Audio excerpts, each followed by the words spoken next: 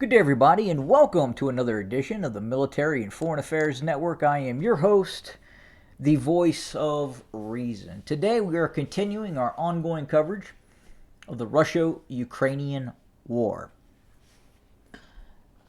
So today, as I watch and look at, observe a lot of Western media reports talking about the ongoing fighting, and we can confirm that over the last several days, the fighting has been incredibly intense.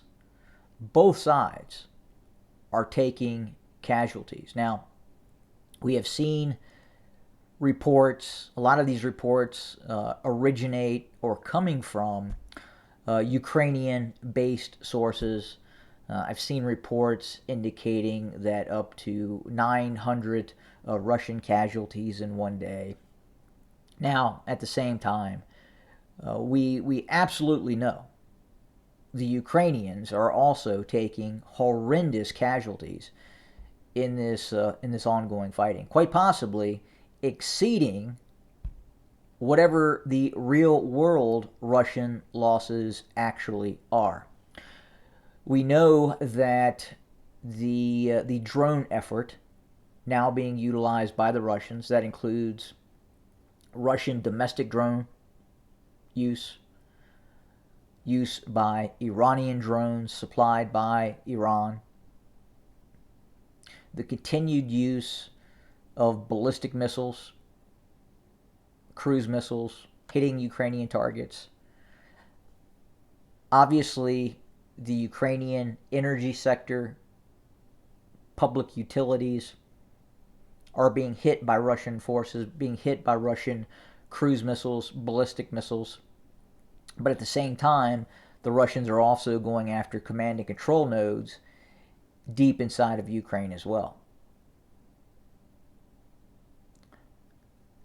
The video evidence that we've recently obtained and have been watching, especially the use of the Iranian drones, and again, more and more the use of the Russian-produced drones, are having an effect against Ukrainian forces.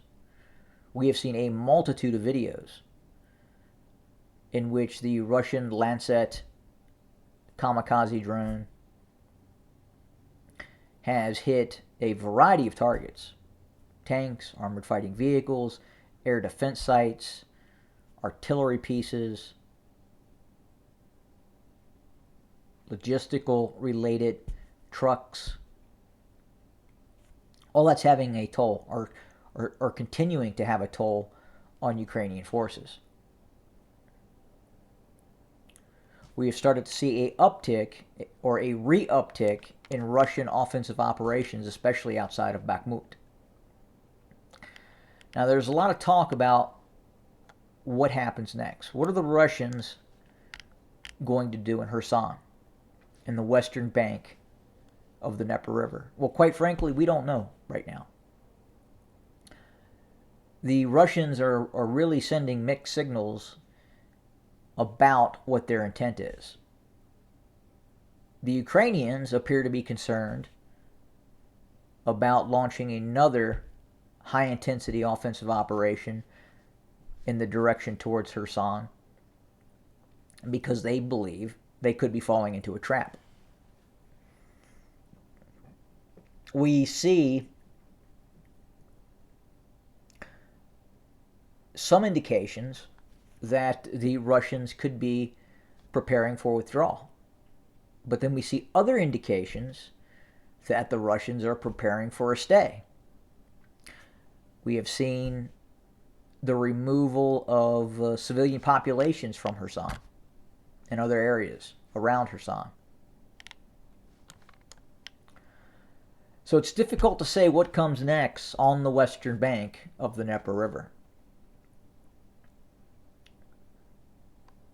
It could be that, yes, the Russians are looking to back out and then focus their operations east of the Dnieper River. They are tying down in excess of 20,000 troops, some of these very capable troops that are holding the line in Kherson.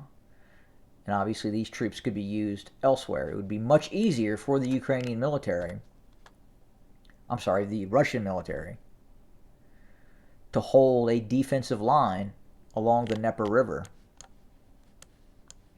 as opposed to trying to maintain defensive lines on the western bank of the Dnieper River. Now, we've continued to hear reports that the Russians could be preparing for major offensive operations east of Zaporizhia. And again, it would appear that this operation could be a move along the eastern bank of the Dnieper River, while at the same time another operation near Chernihiv presses south, and it's designed to cut off Ukrainian forces in the east. Now look, that sort of operation, in all probability, is not going to happen until the summer of next year. It is going to take some time for Russian forces to deploy and amass enough forces to conduct said operation. So in the meantime, we can anticipate exactly what we're seeing now.